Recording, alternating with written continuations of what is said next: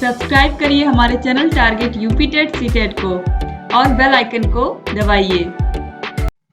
Hello friends, मैं रेनू स्वागत करती हूँ आप सभी भावी अध्यापक एवं अध्यापिकाओं का आपके अपने channel target UP TET CTET में। दोस्तों, हम लोग आप लोग के सामाजिक अध्ययन विषय में लगातार यहाँ पर इतिहास विषय को पढ़ते हुए आ रहे हैं और चाहे मौर्य काल हो चाहे गुप्त काल हो, आप सभी लोगों ने उस समय की सांस्कृतिक स्थिति को, इसके अलावा सामाजिक स्थिति को आपने देखा और साथ ही साथ उन्होंने कौन-कौन से युद्ध लड़े, कौन-कौन से भवनों का निर्माण करवाया और क्या-क्या चीजें उन्होंने ऐसी की जो आज भी लोग उनको याद करते हैं। तो दोस्तों, हम लोग पढ़ रहे थे सल्तनत काल और सल्तनत काल में हम देख रहे थे, सबसे पहले हमने देखा था गुलाम वंश। गुलाम वंश के बाद कल हमने देखा था खिलजी वंश। अब खिलजी वंश के बाद यहाँ पर आएगा तुगलक वंश और तुगलक वंश का संस्थापक कौन था? गयासुद्दीन तुगलक, जिसका कार्यकाल था 1320 से लेकर के 1325 ईस्वी तक।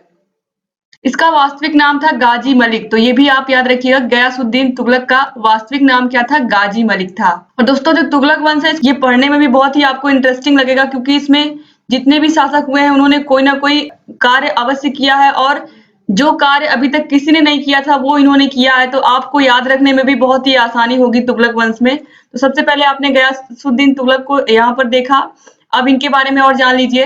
गयासुद्दीन तुगलक दिल्ली सल्तनत का पहला शासक था जिसने सिंचाई के लिए नहरों का निर्माण करवाया। यानी कि गयासुद्दीन तुगलक दिल्ली सल्तनत का पहला शासक था जिसने सिंचाई के लिए नहरों का निर्माण करवाया था तथा अकाल से निपटने के लिए अकाल संहिता का निर्माण कराया था। यानी कि सिंचाई के लिए अगर नहरें पहुंचेंगी खेतों तक तो आसानी से खेतों में सिंचाई होगी तो फसल अच्छी मिलेगी। और साथ ही साथ यहाँ पर अगर कभी ऐसी स्थिति होती है कि मान लीजिए अकाल पड़ जाता है, तो उस स्थिति में इन्होंने क्या किया था? उस स्थिति से निपटने के लिए अकाल संहिता का भी निर्माण कराया था ताकि प्रजा को किसी प्रकार की कोई कठिनाई ना हो। 1325 ईस्वी में तिरहुत विजय के उपरांत दिल्ली के निकट अफगानपुरा गांव में जौना खां द्वारा निर्मित लकड़ी के महल के टूटकर गिरने से इनकी मृत्यु हो गई थी। तो दोस्तों, यहाँ पर देखिए 1325 में इनकी मृत्यु हो जाती है। इनकी मृत्यु के बाद इनका बेटा मोहम्मद बिन तुगलक गद्दी पर बैठता है। उसके बाद फिर क्या होता है, चलिए देखते हैं। मोहम्मद बिन तुगलक, इसका वास्तविक नाम जौना खां था। अब इसे इतिहास में बुद्धिमान मूर्ख की संज्ञा दी गई है। बुद्धिमान भी कहा गया, मूर्ख भी कहा गया। पागल एवं रक्त पिपासु शासक के रूप में भी जाना जाता है। जैसा कि आपने अभी देखा यहाँ पर ऊपर कि जौना खां द्वारा निर्मित लकड़ी के महल के टूटकर गिरने से इसके पिताजी की मृत्यु हो जाती है। इसका मतलब क्या है दोस्तों, आप सभी लोग समझ सकते हैं कि कहीं ना कहीं अपने पिता की मृत्यु का जिम्मेदार कौन था? जौना खां था। इसने लकड़ी का महल बनवाया था और उसी के ऊपर टूटकर गिरने से उसके ऊपर गयासुद्दीन तुगलक के ऊपर वो महल गिरने से ही उसकी मृत्यु हो जाती है। तो जानबूझ करके ये सब चीजें की गई थी ताकि उसकी मृत्यु हो जाए और मोहम्मद बिन तुगलक यानी कि जो जौना खां था वो खुद गद्दी पर बैठना चाहता था, इसीलिए उसने ऐसा किया था। तो यहाँ पर देखिए, अब इसने जो भी कार्य किए हैं वो किए हैं बुद्धिमानी से, लेकिन वो मूर्खता हो गई, तो इसीलिए इसको बुद्धिमान मूर्ख कहा गया है, पागल कहा गया है।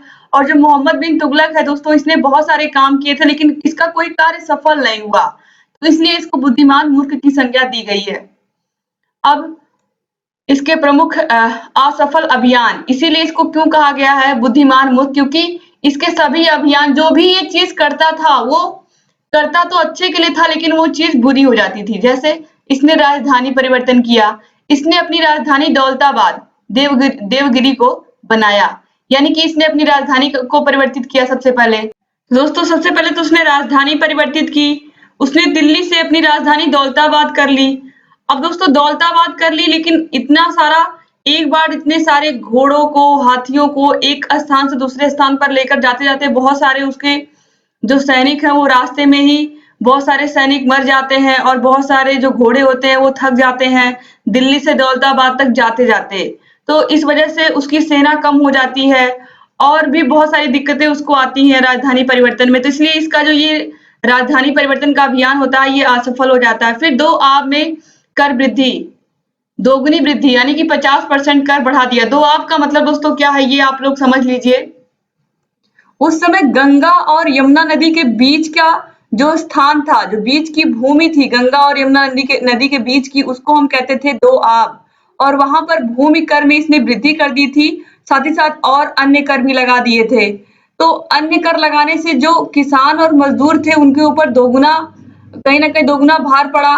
तो ये उसका जो उसने कर लगाया था उससे किसानों को बहुत अधिक दिक्कतें हो गई, उनको दिक्कतों का सामना करना पड़ा। तो इसलिए इसका ये अभियान भी कहीं न कहीं इसने ये जो चलाया ये भी इसका फेल हो गया कि किसान इतना कर दे ही नहीं पा रहे थे, उनकी उपज ही नहीं इतनी थी कि वो इतना कर दे पाते।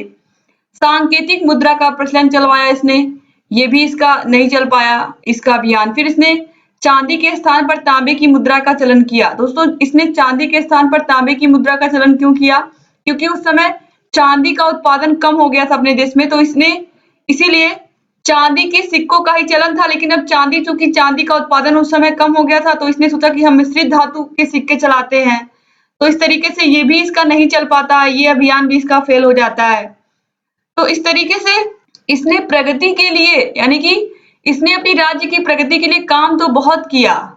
इसने सोचा कि जो मैं कर रहा हूँ अच्छा कर रहा हूँ, लेकिन इसका वो अभियान सफल हो नहीं पाया। जो भी इसने कोशिशें की, कोई भी कोशिश में ये सफल नहीं हो पाया। तो इसने दबाव में वृद्धि की, वो भी हानिकारक हो गया। राजधानी में परिवर्तन किया अपने, वो भी हानिकारक ही हो गया। फिर तांबे की मुद्रा का चलन किया, यानी कि चांदी के स्थान पर चांदी के सिक्के उस समय चलते थे, लेकिन इसने तांबे के सिक्के चलाए, वो भी इसका सफल नहीं हो पाया। तो इसने जो भी काम किया उसमें ये सफल नहीं हो पाया, तो इसीलिए इसको बुद्धिमान मूर्ख की संज्ञा दी गई है। विश्व में सर्वप्रथम कागजी मुद्रा का प्रचलन कुबलई खां के द्वारा किया गया था। अब इसके बाद चलिए आगे देखते हैं खुरासान अभियान और कराचिल अभियान। 1336 में मोहम्मद बिन तुगलक ने दीवान एक कोही विभाग की स्थापना की तथा तकाती ऋण बांटे। 1334 में मोरक्को निवासी इब्न बतूता भारत आया, जिसे इसने दिल्ली में काजी के पद पर तथा चीन राजदूत के रूप में नियुक्त किया था। इब्न बतूता रहला सफरनामा 1336 में हरिद्वार बुक्का 1336 में हरिहर बुक्का नामक भाइयों ने दक्षिण भारत में विजयनगर साम्राज्य तथा 1347 में हसन गंगू ने बहमनी राज्य की स्थापना की। 1351 ईस्वी में सिंध के ठट्टा नामक स्थान पर इनकी मृत्यु हो गई। अब इसके बाद आता है फिरोज शाह तुगलक 1351 से 1388 ईस्वी। यहाँ पर आप देखिए फिरोज शाह तुगलक को अपने आर्थिक एवं प्रशासनिक सुधारों के कारण सल्तनत काल का अकबर कहा जाता है। तो याद रखिएगा कि सल्तनत काल का अकबर किसको कहते हैं, तो फिरोज शाह तुगलक को कहते हैं। फिरोज शाह तुगलक ने यमुना नहर, सतलज नहर आदि का निर्माण करवाया था और जो बंजर भूमि से प्राप्त आमदनी होती थी उसको ये धार्मिक और शैक्षिक कार्यों में भी लगाता था और प्रजा के लिए इसने सरायों का निर्माण करवाया, जलाशयों का भी निर्माण कराया, अस्पतालों का, बागीचों का, पुलों का भी इसने निर्माण करवाया था।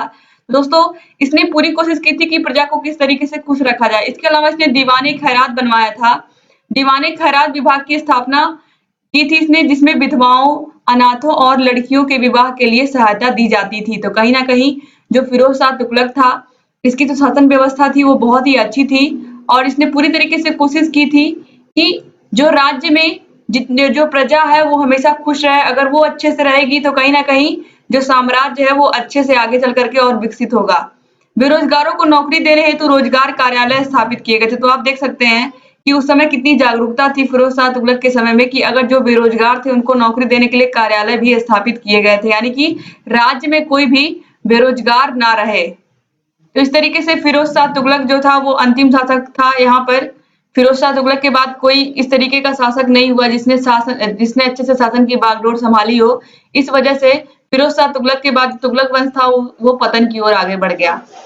अब दोस्तों जो तुगलक वंश का अंतिम सुल्तान था वो था नसीरुद्दीन मोहम्मद और इसकी मृत्यु होती है 1413 ईस्वी में। इसके बाद होता है सैयद वंश स्टार्ट और सैयद वंश दोस्तों बहुत ही छोटा है, जिसमें कुछ खास नहीं है आप लोग को पढ़ने के लिए, इतना ही आपके बुक में भी दिया है।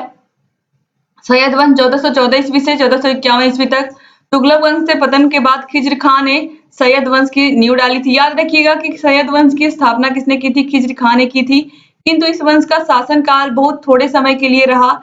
इस वंश में खिज्र खां के बाद मुबारक शाह, मोहम्मद शाह तथा आलम शाह दिल्ली के सुल्तान बने। इसके बाद दोस्तों यहाँ पर 1451 में ये खत्म हो जाता है सैयद वंश, यानी कि इसका पतन हो जाता है अब इसके बाद दोस्तों लोधी वंश हम पढ़ेंगे अगले चैप्टर में। लोधी वंश आप लोगों को बहुत ही इंटरेस्टिंग लगेगा क्योंकि उसी में है पानीपत का युद्ध, जो कि बहुत ही विशाल युद्ध था पूरे इतिहास में। तो उसको आप लोग देखिएगा और पूरा अच्छे से उसको भी मैं कंप्लीट कराऊंगी। उम्मीद करती हूँ कि आज का आप लोग को तुगलक वंश और सैयद वंश पूरा समझ में आया होगा। तुगलक वंश में दोस्तों गयासुद्दीन तुगलक, मोहम्मद बिन तुगलक और फिरोज शाह तुगलक, यहाँ पर तीनों ही बहुत ही महत्वपूर्ण शासक हैं, तो तीनों को ही आप अच्छे से तैयार कर लीजिएगा। और इसके अलावा आपको कहीं कोई समस्या है तो आप लोग कमेंट बॉक्स में कमेंट करके हमसे पूछ सकते हैं। उम्मीद करती हूँ कि आपको सभी चीजें अच्छे से समझ में आ रही होंगी जितना भी यहाँ पर मैं पढ़ा रही हूँ। और लगातार आप लोग ऐसे ही हमारे चैनल से बने रहिए दोस्तों। अगर आपको कहीं कोई प्रॉब्लम है तो आप कमेंट बॉक्स में कमेंट करके हमसे पूछ सकते हैं। और आप हमारे व्हाट्सएप ग्रुप से भी जुड़ सकते हैं। व्हाट्सएप ग्रुप का नंबर है हमारे 7705954549। इसके अलावा आप हमारे टेलीग्राम चैनल से भी जुड़ सकते हैं। टेलीग्राम चैनल का लिंक दोस्तों मैं डिस्क्रिप्शन बॉक्स में आपको दे देती हूँ। इसके अलावा इस सब्जेक्ट में जितना भी हमने क्लास लिया है उन सभी क्लासेस का लिंक आपको डिस्क्रिप्शन बॉक्स में मिल जाएगा। वहां पर जाकर के आप सभी क्लासेस को अटेंड कर सकते हैं और लगातार इतिहास विषय को कंप्लीट पढ़ सकते हैं। उम्मीद करती हूँ कि आपको ये वीडियोस अच्छे लग रहे होंगे। अगर अच्छे लग रहे हैं तो प्लीज इस वीडियो को लाइक कर दीजिए और अपने अच्छे से कमेंट्स हमें जरूर किया करिए, जिससे लगातार हम लोग प्रोत्साहित होते रहें और आगे चल करके ऐसे ही आप लोग के लिए वीडियोस बनाते रहें। दोस्तों आई बटन पर भी क्लिक करके आप सभी वीडियोस को देख सकते हैं। आपको कहीं कोई दिक्कत नहीं होगी। आप बस लगातार ऐसे ही हमारे चैनल से बने रहिए और सभी वीडियोस को देखते रहिए। आगे चल करके हम आपको UP TET, C TET, super टेट सबकी प्रिपरेशन करवाएंगे। दोस्तों प्लीज हमारे चैनल को सब्सक्राइब कर लीजिए और घंटी के निशान को जरूर दबा दीजिए, जिससे हम जो भी नई वीडियोज बनाते हैं उसका नोटिफिकेशन आपके पास समय से पहुंच जाए और आप लगातार हमारे चैनल से ऐसे ही बने रहें। वीडियो में शुरू से लेकर के अंत तक बने रहने के लिए आप सभी लोग का बहुत बहुत धन्यवाद। ऐसे ही हमारे चैनल से बने रहिए, अपना ख्याल रखिए, लगातार ऐसे ही वीडियोस को देखते रहिए। मिलते हैं नेक्स्ट वीडियो में, तब तक के लिए जय हिंद।